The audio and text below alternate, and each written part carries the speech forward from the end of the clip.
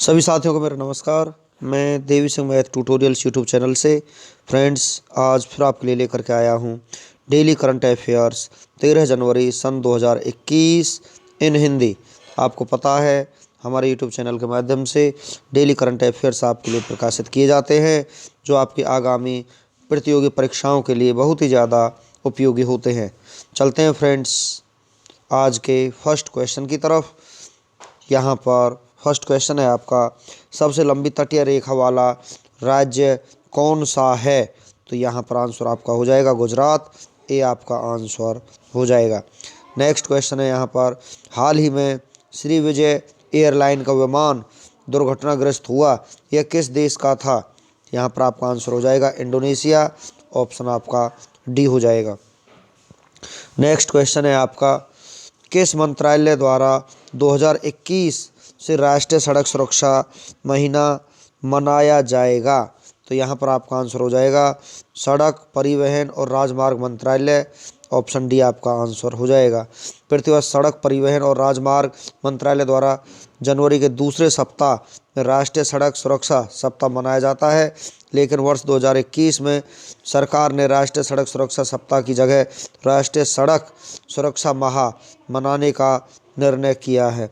18 जनवरी 2021 से 17 फरवरी 2021 के बीच राष्ट्रीय सड़क सुरक्षा महीना मनाया जाएगा। सड़क परिवहन और राजमार्ग मंत्री नितिन गडकरी नागपुर महाराष्ट्र से लोकसभा सांसद हैं।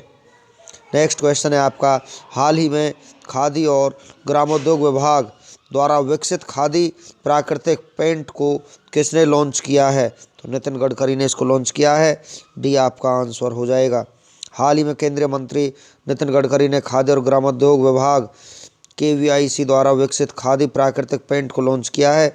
इस पेंट की खासियत यह है कि इसमें गाय के गोबर का इस्तेमाल हुआ है। पेंट को लॉन्च करने का उद्देश्य किसानों की आय बढ़ाने का है। इस पेंट को भारतीय मानक ब्यूरो ने प्रमाणित किया है। स्थापना 1956 में हुई थी। KVIC की मुख्यालय मुंबई महाराष्ट्र में। चेयरमैन विनय कुमार सक्सेना। ऑनर सूक्ष्म लघु और मध्यम उद्योग मंत्रालय नितिन गडकरी जी हैं। नेक्स्ट क्वेश्चन है आपका, 51वें भारतीय अंतर्राष्ट्रीय फिल्म महोत्सव में किस देश को फोकस एंट्री चुना गया है? यहाँ पर बांग्लादेश को चुना गया है। डी आपका आंसर हो जाएगा। 51वें भारतीय अंतर्राष्ट्रीय फिल्म महोत्सव के लिए बांग्लादेश को कंट्री इन फोकस के रूप में चुना गया है। यह महोत्सव 16 जनवरी से 24 जनवरी 2021 तक गोवा में आयोजित किया जाएगा। International film festival of India के बारे में प्रतिवर्ष 1952 से इसे गोवा में आयोजित किया जा रहा है। इस कार्यक्रम का आयोजन संयुक्त रूप से सूचना और प्रसारण मंत्रालय और गोवा राज्य सरकार द्वारा किया जाता है। बांग्लादेश की राजधानी ढाका है। मुद्रा टका। प्रधानमंत्री शेख हसीना। राष्ट्रपति अब्दुल हामिद हैं। बांग्लादेश सार्क और बिम्स्टेक दोनों का सदस्य है। भारत सबसे लंबी स्थलीय सीमा बांग्लादेश से साझा करता है, जिसकी लंबाई 4096 किलोमीटर है। चलते हैं नेक्स्ट क्वेश्चन की तरफ। हाल ही में किस राज्य में बिंदु सागर सफाई परियोजना शुरू की गई है? तो ये शुरू की गई है ओडिशा राज्य में। सी आपका आंसर हो जाएगा। हाल ही में ओडिशा के भुवनेश्वर में लिंगराज मंदिर के पास स्थित बिंदु सागर झील को साफ करने के लिए एक परियोजना की शुरुआत की गई है। इस परियोजना की शुरुआत ओडिशा के मुख्यमंत्री नवीन पटनायक और केंद्रीय मंत्री धर्मेंद्र प्रधान ने संयुक्त रूप से की है। धर्मेंद्र प्रधान वर्तमान में भारत के पेट्रोलियम और प्राकृतिक गैस मंत्री और इस्पात मंत्री हैं। CAR देश का पहला फायर पार्क ओडिशा में बना है। हाल ही में ओडिशा में रामलिंगेश्वर पार्क का उद्घाटन हुआ है। 2023 में पुरुषों के हॉकी वर्ल्ड कप का आयोजन ओडिशा में होगा। ओडिशा की स्थापना 1 अप्रैल 1936 को हुई थी। राजधानी भुवनेश्वर। मुख्यमंत्री नवीन पटनायक। राज्यपाल गणेशी लाल। उच्च न्यायालय कटक। मुख्य न्यायाधीश S मुरलीधर। सीमा पश्चिम बंगाल, झारखंड, छत्तीसगढ़ और आंध्र प्रदेश। नदियां महानदी, स्वर्णरेखा, ब्राह्मणी, ऋषिकुलिया है। द्वीप अब्दुल कलाम द्वीप, पुराना नाम व्हीलर द्वीप है। झील चिल्का झील भारत की सबसे बड़ी झील है। बंदरगाह पारादीप है। भारत का 8वां सबसे बड़ा राज्य क्षेत्रफल की दृष्टि से है। भारत का 11वां सबसे बड़ा राज्य जनसंख्या की दृष्टिकोण से है। भारत की सबसे युवा सांसद चंद्रानी मुर्मू हैं। राज्यसभा सीट 10 हैं। लोकसभा सीट 21 हैं। विधानसभा सीट 147 हैं। नेशनल पार्क भीतरकनिका राष्ट्रीय उद्यान, सिमलीपाल राष्ट्रीय उद्यान, सतकोशिया टाइगर रिजर्व, कोणार्क मंदिर जिसे 10 रुपये के नोट पर चित्रित किया गया है, ये भी उड़ीसा राज्य में है। 1 अप्रैल को उत्कल दिवस मनाया जाता है। चलते हैं फ्रेंड्स नेक्स्ट क्वेश्चन के साथ। किस राज्य सरकार ने अपनी परंपरा को सलामत रखने के लिए कलारीपयट्टू अकादमी शुरू की है? तो ये शुरू की है यहाँ पर केरल राज्य ने। भी आपका आंसर हो जाएगा। केरल सरकार पारंपरिक मार्शल आर्ट को बढ़ावा देने के लिए कलारीपयट्टू अकादमी की स्थापना करेगी। यह अकादमी केरल की राजधानी तिरुवनंतपुरम में बनेगी। कलारीपयट्टू केरल का एक मार्शल आर्ट है जो कि विश्व की सबसे पुरानी लोकप्रिय व वैज्ञानिक कला है। मूल रूप से यह केरल में अधिक प्रचलित है। कलारीपयट्टू का अर्थ मलयालम भाषा में कलारी का मतलब युद्ध स्थल और पयट्टू का मतलब प्रशिक्षित होना होता है। नेक्स्ट क्वेश्चन है आपका। सबसे अधिक उम्र की जीवित ओलंपिक चैंपियन अग्नेस कलेटी ने अपना 100वां जन्मदिन मनाया। यह किस देश की है? तो यहाँ पर आपका आंसर हो जाएगा, यह हंगरी देश की है। सी आपका आंसर हो जाएगा। सबसे अधिक उम्र की जीवित ओलंपिक चैंपियन अग्नेस कलेटी ने अपना 100वां जन्मदिन मनाया है। 35 साल की उम्र में वह ओलंपिक खिताब जीतने वाली सबसे ज़्यादा उम्र की महिला जिम्नास्टिक बनी थी। उन्होंने ओलंपिक गेम्स हेलसिंकी 1952 और मेलबोर्न 1956 में जिम्नास्टिक में हंगरी के लिए 10 पदक जीते थे। हंगरी की राजधानी बुडापेस्ट मुद्रा हंगेरियन फोर्ट है। दीपा कर्माकर ओलंपिक में प्रतिभाग करने वाली पहली भारतीय महिला जिम्नास्टिक हैं। यह त्रिपुरा राज्य से हैं। चलते हैं नेक्स्ट क्वेश्चन की तरफ। हाल ही में किसने भारतीय सेना के लिए हिमतापक उपकरण को विकसित किया है? तो यहाँ पर यह किया है DRDO ने। सी आपका आंसर हो जाएगा। रक्षा अनुसंधान एवं विकास संगठन ने पूर्वी लद्दाख, सियाचिन और ऊंचाई वाले क्षेत्रों में तैनात भारतीय सैनिकों को सर्दियों से बचाने के लिए हिमतापक और अलोकल क्रीम उपकरण विकसित किए हैं। हिमतापक यह सुनिश्चित करेगा कि बैक ब्लास्ट और जहरीली गैस कार्बन मोनोऑक्साइड से किसी सैनिक की मौत नहीं हो। अलोकल क्रीम ठंड से होने वाले घावों से बचाने के लिए बनाया गया है। रक्षा अनुसंधान एवं विकास संगठन DRDO की फुल फॉर्म है। स्थापना 1958 को हुई थी। मुख्यालय नई Delhi. Chairman doctor G Satish Reddy हैं। मंत्री राजनाथ सिंह हैं जो हमारे रक्षा मंत्री हैं। चलते हैं फ्रेंड्स नेक्स्ट क्वेश्चन की तरफ। हाल ही में सदर जापारोव किस देश के नए राष्ट्रपति बने हैं? तो ये किर्गिस्तान के नए राष्ट्रपति बने हैं। भी आपका आंसर हो जाएगा। मध्य एशियाई देश किर्गिस्तान के नए राष्ट्रपति के रूप में राष्ट्रवादी राजनेता सदर जापारोव निर्वाचित हुए हैं। यह सोरोनबाई जेनेबेकोव का स्थान लेंगे। किर्गिस्तान की राजधानी बिश्केक है। मुद्रा सोम है। राष्ट्रपति सदर जापारोव है। नेक्स्ट क्वेश्चन है आपका। हाल ही में किस राज्य सरकार के मुख्यमंत्री आरोग्य मेला शुरू किया है? तो यहाँ पर ये शुरू किया है उत्तर प्रदेश राज्य सरकार ने। ऑप्शन डी आपका करेक्ट हो जाएगा। उत्तर प्रदेश के मुख्यमंत्री योगी आदित्यनाथ ने हर गरीब मरीज को बेहतर स्वास्थ्य सुविधा दिलाने के लिए मुख्यमंत्री आरोग्य मेला शुरू किया है। मुख्यमंत्री आरोग्य मेले के दूसरे चरण का पहला मेला 10 जनवरी 2021 को आयोजित किया गया। इसका उद्घाटन प्राथमिक स्वास्थ्य केंद्र फर्रुखाबाद में किया गया।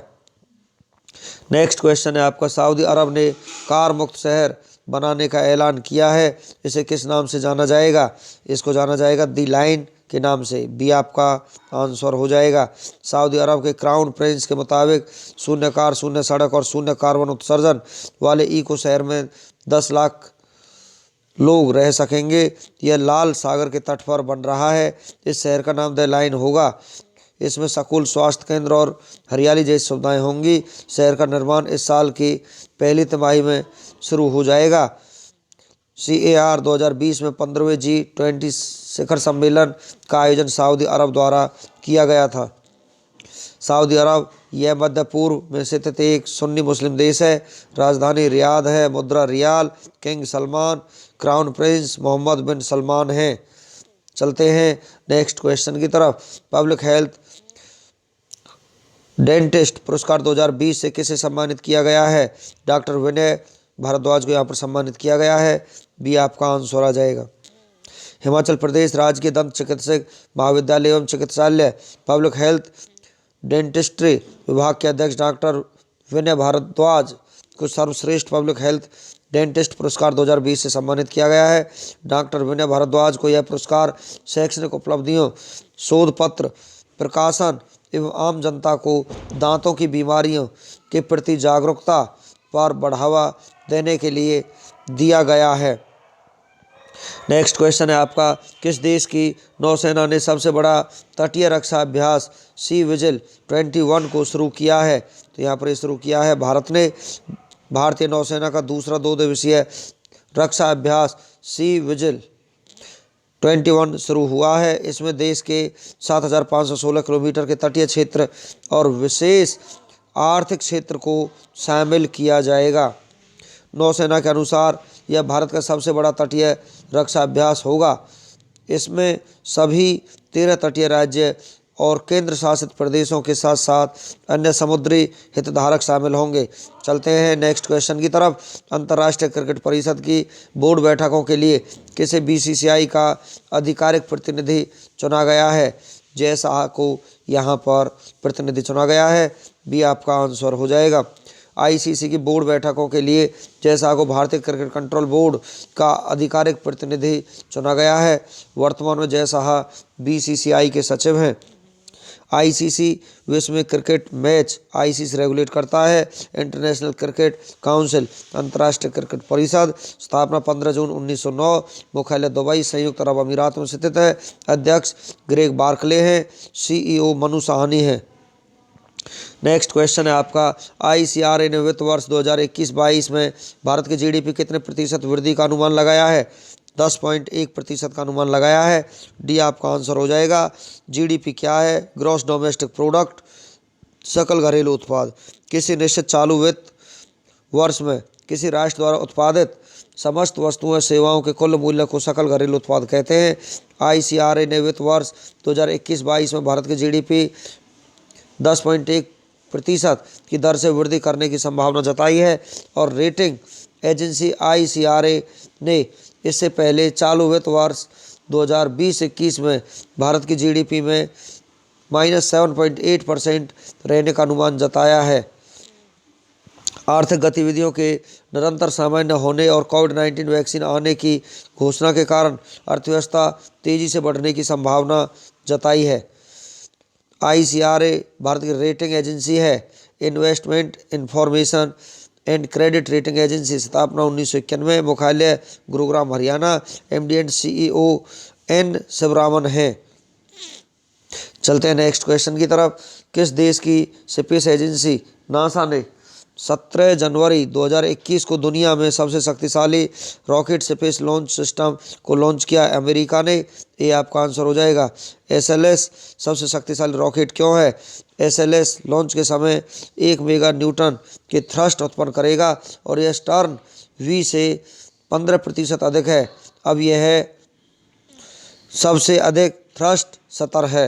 नासा 17 जनवरी 2021 को दुनिया में सबसे शक्तिशाली रॉकेट को लॉन्च करेगी और नासा ने इसे स्पेस लॉन्च सिस्टम नाम दिया है। नासा अमेरिका की स्पेस एजेंसी है। राष्ट्रीय वैमानिकी और अंतरिक्ष प्रबंधन स्थापना 29 जुलाई 1958। मुख्यालय वाशिंगटन डीसी में है। अध्यक्ष जिम ब्रिडेनस्टाइन है। Motto for the benefit of all है।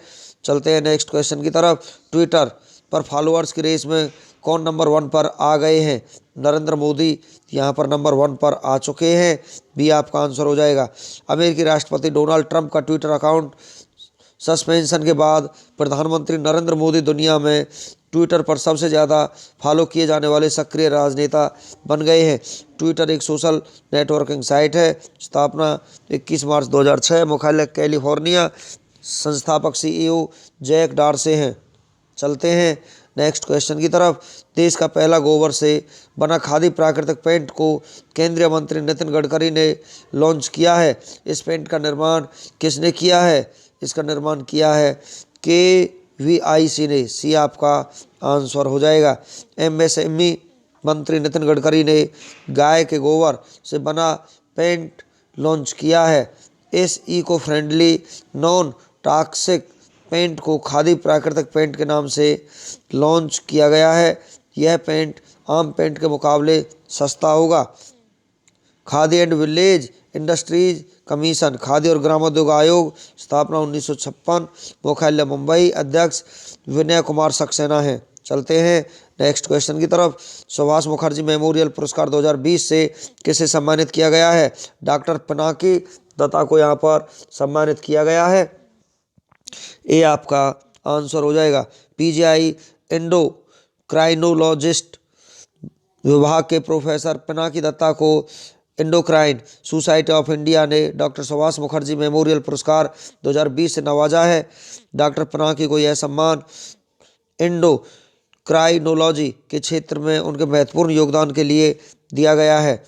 नेक्स्ट क्वेश्चन है आपका। ढाका मैराथन 2021 में किस भारतीय ने चौथा स्थान हासिल किया है? जगमेटा डोलमा ने चौथा स्थान हासिल किया है। ये आपका आंसर हो जाएगा। मैराथन एक तरह की दौड़ प्रतियोगिता है और इस मैराथन में 42.19 किलोमीटर की दूरी तय की गई है। भारत के जगमेट डोलमा ने ढाका मैराथन 2021 में चौथा स्थान हासिल किया है। इस मैराथन में मोरक्को के हिचम लखोई पुरुषों की श्रेणी में मैराथन की कुलीन प्रतियोगिता में पहले स्थान पर रहे, जबकि केन्या के एंजेला जेम असेंडे ने उसी स्पर्धा में महिला वर्ग जीता है। नेक्स्ट क्वेश्चन है आपका। 11 जनवरी सन 2021 को लाल बहादुर शास्त्री जी की कौन सी पुण्यतिथि मनाई गई है? 55वीं पुण्यतिथि मनाई गई है। बी आपका आंसर हो जाएगा। लाल बहादुर शास्त्री जी का जन्म 2 अक्टूबर 1904 को हुआ था और भारत के दूसरे प्रधानमंत्री थे। और 11 जनवरी 1966 में उज्बेकिस्तान के ताशकंद में उनका निधन हो गया था। पंडित जवाहरलाल नेहरू के निधन के बाद 9 जून 1964 को लाल बहादुर शास्त्री जी प्रधानमंत्री बने थे।